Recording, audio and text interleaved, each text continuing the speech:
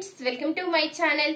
ఆదిత్య ప్రేమ గురించి తెలుసుకొని ఇంట్లోంచి వెళ్ళిపోతున్న ఆనందిని ఆపి ఆదిత్యకి ఊహించని షాక్ ఇచ్చిన అలేఖ్య.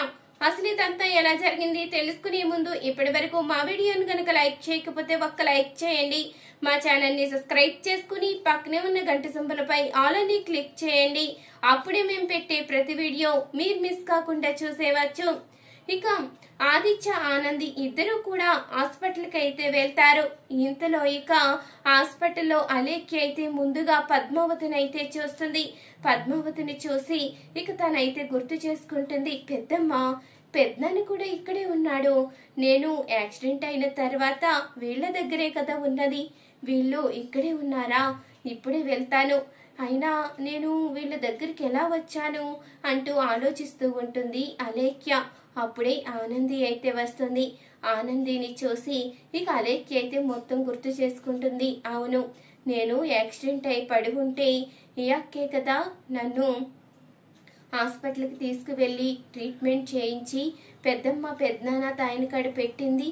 నేను ఈ అక్కతో మాట్లాడాలి, నాకు గతం గుర్తుకు వచ్చిందని చెప్పాలి అంటూ అలేఖ్య అయితే తన మనసులో అనుకుంటూ ఉంటుంది. ఇక వాళ్లతో చెప్పడానికి వెళ్ళేటప్పుడే ఆదిత్య అయితే వస్తాడు. ఇక ఆదిత్యని చూసి ఇక ఆదిత్య ప్రేమను గుర్తు చేసుకుంటుంది అలేఖ్య. ఆదిత్య ఇక్కడికి వచ్చాడేంటి అంటే ఆనంది అక్క ఆదిత్యను తీసుకువచ్చుంటుంది. నేను ఆదిత్య ప్రేమించుకున్నామని తెలిసే తీసుకొచ్చుంటుంది.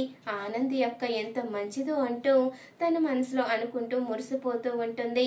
ఇంతలో ఇక ఆదిత్య రాగానే ఆనంది అయితే చెప్తుంది, ఇంకా అలేఖ్యకి స్పృహ రాలేదండి అంటూ అనంగానే, ఇప్పుడే మాట్లాడాను ఆనంది డాక్టర్ గారితో, కొంతసేపట్లో స్పృహ వస్తుందని చెప్పారు అంటూ ఆదిత్య చెప్పగానే, ఇదేంటి ఆనంది అక్కతో ఆదిత్య అంత చనువుగా మాట్లాడుతున్నాడు, వీళ్ళకింతకు ముందే పరిచయం ఉందేమో అంటూ అనుకుంటూ ఉండగా ఇంతలో సింహాద్రి అయితే చెప్తూ ఉంటాడు, మేము కూడా తనకి స్పృహ రావడం కోసమే ఎదురు చూస్తున్నాం బాబు అనంగానే, మీరు కంగారు పడవలసిన అవసరం లేదు మావయ్య, తనకి స్పృహ వస్తుందని డాక్టర్ చెప్పారు అంటూ ఇక చెప్తూ ఉంటాడు ఆదిత్య అయితే. ఆ మాట విన్న అలేఖ్య అయితే, ఇదేంటి మావయ్య అంటున్నాడు, అసలు ఏం జరుగుతుందో నాకు తెలియడం లేదే, ఇప్పుడు నేను అసలు ఏం తెలుసుకోవాలి అంటూ ఇక పక్కకున్న గుమ్మం దగ్గరికి అయితే వస్తుంది ఇక అలేఖ్య. ఇక వాళ్ళు మాట్లాడుకునే మాటలు అయితే వింటూ ఉంటుంది. అల్లుడు గారు, రాత్రి జరిగిన దానికి మీరు ఏదైనా ఫీల్ అవుతున్నారా? అసలు దివ్యమ్మని ఎవరైనా నెట్టేశారో లేకపోతే దివ్యమ్మే పడిపోయిందో అర్థం కాలేదు. తను ఆ పరిస్థితికి రావడానికి కారణం ఎవరో తెలియదు, కానీ ఒకవేళ తను అలా పడిపోవడానికి ఎవరైనా కారణమని తెలిస్తే మాత్రం ఎట్టి పరిస్థితిలో ఊరుకునే ప్రసక్తే లేదు, ఖచ్చితంగా వాళ్ళని వదిలిపెట్టము అంటూ ఇక పద్మావతి సింహాద్రి అనంగానే, మావయ్య గారు అదంతా తొందరలోనే తెలుస్తుంది, కొంతసేపటికి అలేఖ్యకి స్పృహ వస్తుంది కదా, అప్పుడు అందరూ లోపలికి వెళ్ళి మాట్లాడొచ్చు అనంగానే, అదేంటండి అలేఖ్య అంటున్నారు, తన పేరు దివ్య కదా అంటూ ఆనంది అయితే చెప్తూ ఉండగా, అవునానంది, ఏదో పొరపాటున అలేఖ్య అన్నాను, నువ్వు దివ్య కదా పేరు పెట్టింది అంటూ ఇక ఆదిత్య అయితే చెప్పంగానే వాళ్ళ మాటలు విన్న అలేఖ్య అయితే ఒక్కసారిగా కుప్పకూలిపోతుంది. అంటే నేను ప్రేమించిన ఆదిత్యయే ఆనంది యొక్క భర్త. ఇన్ని రోజులు నేను బావగారిని చూడాలి అన్నాను తప్ప ఎప్పుడూ చూడలేదు కదా ఆనంది యొక్క భర్త ఆదిత్యని, ఇప్పటి వరకు తెలియదు. ఇప్పుడు నేను ఏం నిర్ణయించుకోవాలి? ఆనంది యొక్క జీవితానికి అన్యాయం చెయ్యాలా? నా ప్రేమను గెలిపించుకోవడం కోసం నేనిప్పుడు ఆనంది అక్కకి అన్యాయం చేస్తే నాకన్నా దుర్మార్గురాలు ఎవ్వరు ఉండరు. నేను ఎవ్వరో తెలియకపోయినా రోడ్డుపై పడున్న నన్ను హాస్పిటల్కి తీసుకువెళ్ళి నాకు ట్రీట్మెంట్ చేయించి తన అమ్మా నాయన తన కడపెట్టి నన్ను ఇన్ని రోజులు ఇంత ప్రేమగా చూసుకున్న ఆనంది యొక్క జీవితం నా కారణంగా నాశనం అవ్వడానికి వీల్లేదో. ఇప్పుడు నేను గతం గుర్తుకు వచ్చిందని చెప్పిన ఆదిత్యాన్ని చూసి ఆదిత్యాన్ని ప్రేమగా మాట్లాడినా ఖచ్చితంగా ఆదిత్య ఆనంది అక్కని దూరం చేసుకుంటాడు, నా వల్ల అలా జరగడానికి వీల్లేదు అంటూ ఇక అలేఖ్య అయితే చాలా బాధపడుతూ ఉంటుంది. ఇంతలో ఇక సరే మావయ్య, తనకి స్పృహ వచ్చిందేమో, లోపలికి వెళ్ళి చూసొస్తాను అంటూ ఆదిత్య అనగానే ఇప్పుడే అందరం వెళ్దాం బాబు అంటూ సింహాద్రి అయితే అంటూ ఉంటాడు. లేదు మావయ్య, ఐసీలో ఉంది కదా, ఒక్కొక్కళ్ళుగా పంపిస్తారు. ముందు నేను వెళ్ళి అసలు ఇలా జరగడానికి కారణం ఏంటో తెలుసుకుంటాను, అప్పుడు మీ అందరూ వెళ్తురు గాని అంటూ ఇక ఆదిత్య అనగానే సరే బాబు అంటూ సింహాద్రి అయితే చెప్తూ ఉంటాడు. ఇక చెప్పిన విధంగానే ఆదిత్య అయితే లోపలికి వస్తూ ఉండగా అలేఖ్య అయితే ఏమీ తెలియనట్టు మళ్ళీ బెడ్ పైనే పడుకుంటుంది. ఇక ఆదిత్యాన్ని చూసి అలేఖ్య అయితే ఏమీ మాట్లాడకుండా మౌనంగా ఉంటుంది. ఇంతలో ఆదిత్య అయితే అలేఖ్య చెయ్యి పట్టుకుని నీకు పెళ్ళైపోయిందని, నువ్వు ఫారెన్ వెళ్ళిపోయావని మా అమ్మ నాన్న అబద్ధం చెప్పారు అలేఖ్య. అందుకనే తప్పనిసరి పరిస్థితిలో ఆనందిని పెళ్లి చేసుకోవలసి వచ్చింది. ఇప్పుడు నువ్వు నా కళ్ళ ఎదురే ఉన్నావు, నీకు పెళ్లి జరగలేదని తెలిసింది, నా కోసమే నువ్వు ఎదురు చూస్తున్నావని తెలిసింది. అలాంటప్పుడు నిన్నెలా దూరం చేసుకుంటాను? ఈ విషయం ఖచ్చితంగా ఆనందికి చెప్పేస్తాను. మన ప్రేమ గురించి చెప్తే తను ఖచ్చితంగా అర్థం చేసుకుంటుంది, మనిద్దరిని ఒకటి చేస్తుంది అంటూ ఇక ఆదిత్య అయితే చెప్తూ ఉండగా అనుకున్నట్టే జరిగేలా ఉంది. నేనిప్పుడు గతం గుర్తుకు వచ్చినట్టు మాత్రం ఎట్టి పరిస్థితిలో కూడా బయట పడకూడదు. నా కారణంగా వేరే ఆడపిల్ల జీవితం నాశనం అవ్వకూడదు. అందులోకి నాకు జీవితం ఇచ్చిన ఆనంది అక్క ఎప్పుడూ సంతోషంగా ఉండాలి అంటూ ఇక అనుకుంటూ ఉంటుంది అలేఖ్య అయితే. ఇక ఆదిత్య ఎంత మాట్లాడినా ఇక స్పృహలోకి రానట్టే నటిస్తూ ఉంటుంది అలేఖ్య. ఇక ఆదిత్య అయితే ఆ మాట చెప్పి బయటికి వెళ్ళిపోతాడు. ఇంతలో ఇక సింహాద్రి పద్మావతి అయితే లోపలికి వస్తారు. లోపలికి వచ్చి బిడ్డ, ఎప్పుడు కళ్ళు తెరుస్తావు బిడ్డ? నిన్ను ఇలా చూడలేకపోతున్నాము. అసలు నీకు ఈ పరిస్థితి ఎవరు తీసుకొచ్చారో తెలియదు, కానీ నిన్ను గనక ఆ బిందమ్మే నెట్టేసిందని తెలిస్తే మాత్రం దాన్ని అస్సలు వదిలిపెట్టను. నా బిడ్డకి ఈ పరిస్థితి కలిగిస్తుందా? నా బిడ్డను కంటి పాపలా చూసుకుంటున్నాను, అలాంటి దివ్యమ్మని ఈ పరిస్థితికి తీసుకువస్తుందా? అస్సలు వదిలిపెట్టకూడదు అంటూ పద్మావతి అనగానే నువ్వు కొంతసేపు ఆపే, మనం ఇలా అనుకుంటూ ఉంటే బిడ్డకి ఏదైనా డిస్టర్బెన్స్ కలుగుతుందేమో, మామూలుగా మాట్లాడు. దివ్యం ఎప్పుడు కోలుకుంటుందో, నోరారా పెద్దనాయన పెద్దమ్మని ఎప్పుడు పిలుస్తుందని ఎదురు చూస్తున్నామే అంటూ సింహాద్రి అయితే చెప్పంగానే నేను మీకెవరో తెలియకపోయినా నేను ప్రమాదం నుంచి బయటపడి మీ ఇంటికి వచ్చినా నన్ను ఒక కన్న బిడ్డలాగే చూసుకుంటున్నారు. మీలాంటి మంచి వాళ్ళకి ఎప్పుడు అన్యాయం చెయ్యకూడదు. ఆనంది యొక్క జీవితానికి అన్యాయం జరగకూడదు. మీలాంటి మంచి వాళ్ళకి అన్యాయం జరిగితే ఎప్పటికీ ఆ పాపం నన్ను వదిలిపెట్టదు అంటూ ఇక తన మనసులో అనుకుంటూ ఉంటుంది అలేఖ్య. ఇంతలో ఇక వీళ్ళు బయటికి వెళ్ళిన తర్వాత ఆనంది అయితే లోపలికి వస్తుంది. దివ్య, నువ్వెవరో తెలియకపోయినా నిన్ను నా సొంత చెల్లెల్లాగే అనుకున్నాను. ఇప్పటికీ నిన్ను చూస్తూ ఉంటే నా చెల్లెల్ని చూసినట్టే అనిపిస్తుంది. నీలాంటి చెల్లెలు నాకుంటే బాగుంటుందని ఎన్నోసార్లు శివయ్యని అడిగాను. నువ్వు ఎంతో మంచిదానివి. అసలు నీకు ఎలాంటి దురుద్దేశము ఉండదు. నువ్వు అర్మం కర్మం తెలియని పిల్లవి. నువ్వంటే నాకు చాలా ఇష్టం. నీకు త్వరగా గతం గుర్తు రావాలి. నీ తల్లి తండ్రి ఎవరో తెలియాలి. నువ్వు వాళ్లతో ఆనందంగా ఉండాలి. నువ్వెప్పుడు సంతోషంగా ఉండాలి దివ్య. నిన్ను చూస్తుంటే నాకు చాలా ఆనందం కలుగుతుంది. ఎందుకంటే నన్ను అక్క అక్క అంటా పిలుస్తూ నా వెంటే తిరుగుతూ ఉంటావు కదా, ఆ పిలుపు ఇప్పటి వరకు కూడా నా మనసులో మారు మోగుతూనే ఉంది. ఒకవేళ నీకు గతం గుర్తుకు వచ్చి నువ్వు గనుక వెళ్ళిపోతే తర్వాత నా పరిస్థితి ఏంటో, అమ్మా నాయన పరిస్థితి ఏంటో అర్థం కావడం లేదు. ఈ ఉన్న నెల రోజుల్లో నువ్వు బాగా అలవాటయ్యావు. నువ్వు గనుక వెళ్ళిపోతే అమ్మా నాయన దిగులేసుకుంటారు. నాకు కూడా ఏదో విడిచిపెట్టినట్టు అనిపిస్తుంది అంటూ ఆనంది అయితే అలేఖ్య దగ్గర మాట్లాడుతూ ఉంటుంది. ఎంత మంచిదాని అక్క, నీ జీవితాన్ని నాశనం చేయడానికి నేనెలా చూస్తాను? ఆదిత్యకి ఖచ్చితంగా బుద్ధొచ్చేలా చేస్తాను. నిన్ను ప్రేమించి పెళ్లి చేసుకుని ఇప్పుడు మళ్ళీ నన్ను ప్రేమించానని నన్ను తన భార్యగా చేసుకోవాలని చూస్తున్నాడు. నిన్ను వదిలిపెట్టాలని చూస్తున్నాడు. తను చేసే తప్పేంటో తనకి తెలిసొచ్చేలా చేస్తాను అంటూ అలేఖ్య అయితే తన మనసులో అనుకుంటూ ఉంటుంది. ఇక బయటికి వెళ్లిపోయిన తర్వాత ఇంతలో డాక్టర్ అయితే వస్తారు. ఇక అలేఖ్యకైతే చెకప్ చేసి తను బానే ఉంది, నార్మల్ గానే ఉంది, ఇప్పుడే స్పృహలోకి వచ్చింది, మీరంతా లోపలికి రావచ్చు అనంగానే ఇక అందరూ కూడా లోపలికి అయితే వస్తారు. ఇక అలేఖ్య అయితే గతం గుర్తుకు రానట్టే నటిస్తుంది. పెద్దమ్మ, పెద్దనాయన, అక్క అంటూ మాట్లాడుతూ ఉంటుంది. ఇంతలో ఆదిత్యను చూసి ఈయనెవరు పెద్దనాయన అంటూ అడగంగానే ఆదిత్య అయితే షాక్ అవుతూ ఉంటాడు. ఈయన మీ అక్క భర్తమ్మ, ఆదిత్య బాబు, మా అల్లుడు గారు అంటూ ఇక సింహాద్రి అయితే చెప్పంగానే ఆ మాటకి ఇక తన మనసులో అనుకుంటూ ఉంటుంది.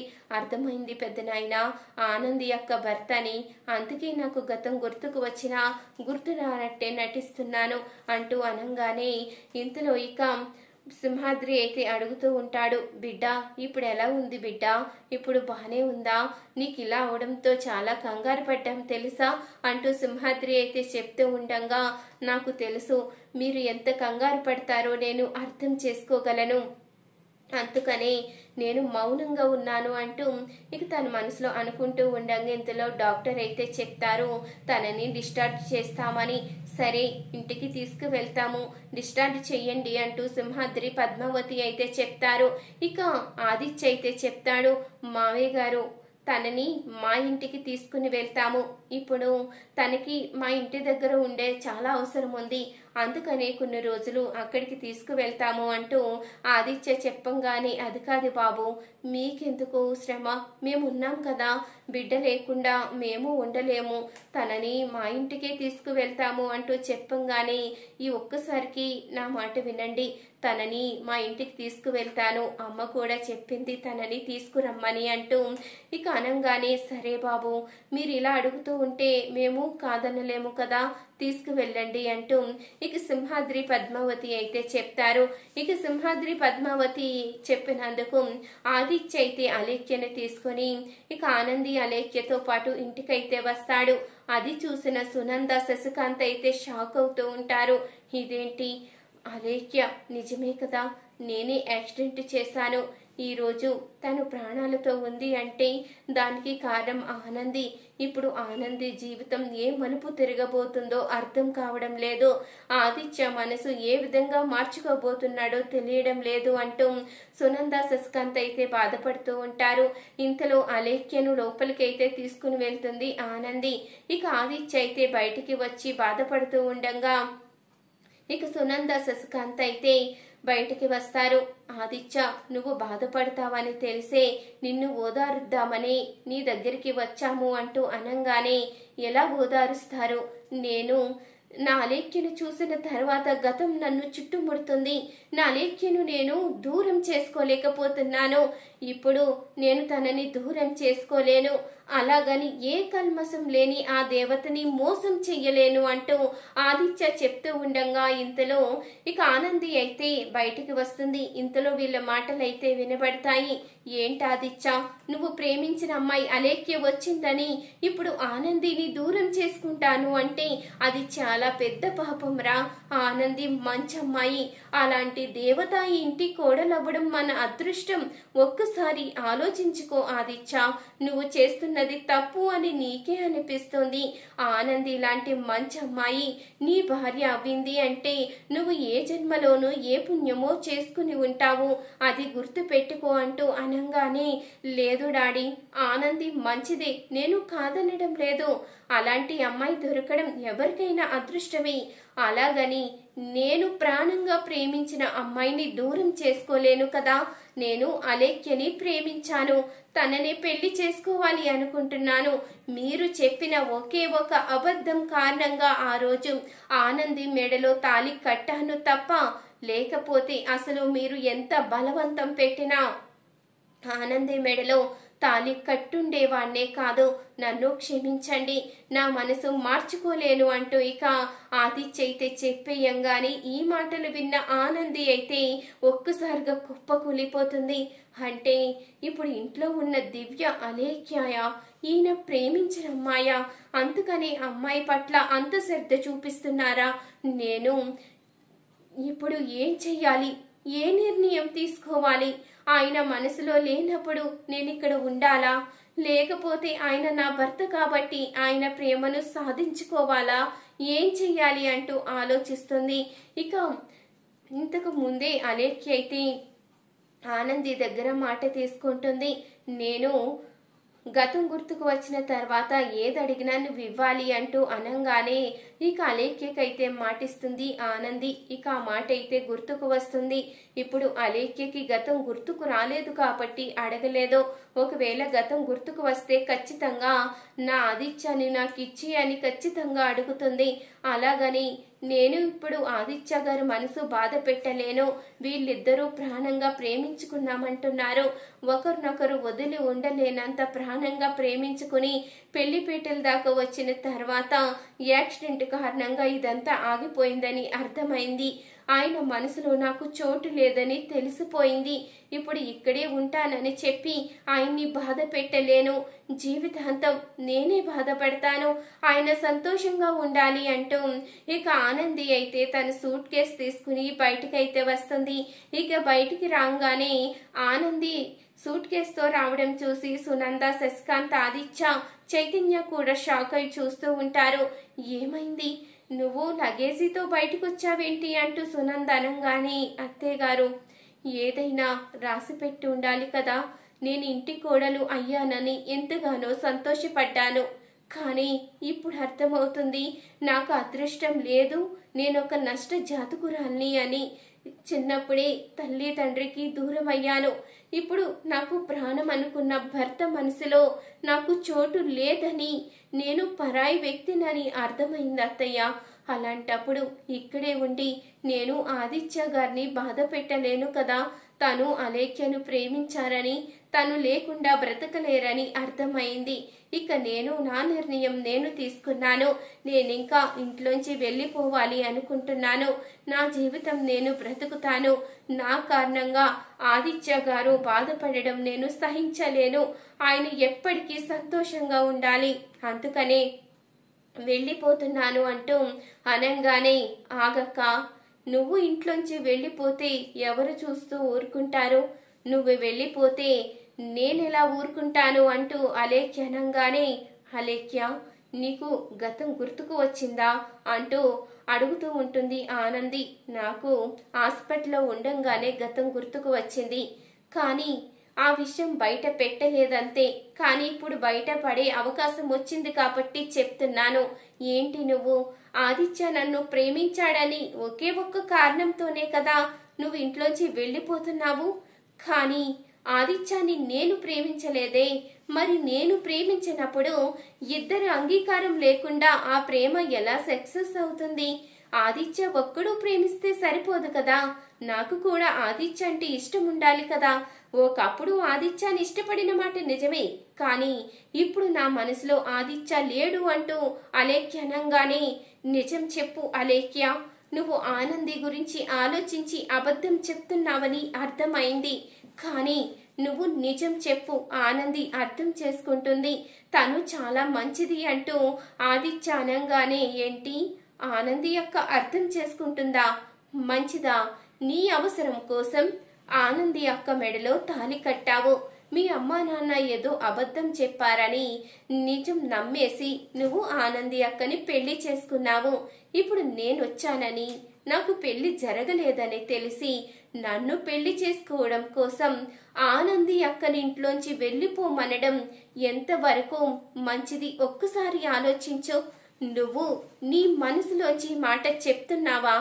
ఒక ఆడపిల్ల జీవితం ఇంత దారుణంగా మోసం చేసి నైవంచన చేసి పంపించడం తప్పు కాదా?